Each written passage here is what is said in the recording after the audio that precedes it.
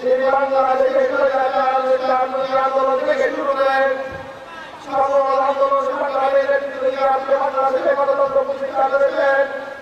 যে সরকার এবং সমিতি বিরোধী সরকারে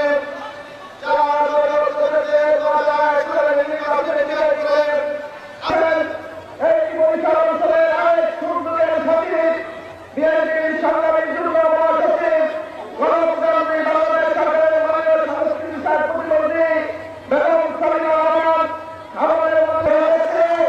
দীর্ঘ 5 বছর পর আজকে আপনাদের স্বাগত জানাবার জন্য তারা আজকে এখানে উপস্থিত হয়েছে বলে আপনি দেখতে পাচ্ছেন। দিদির কলসান কি করছে? পাতা জ্বালাই দিছে।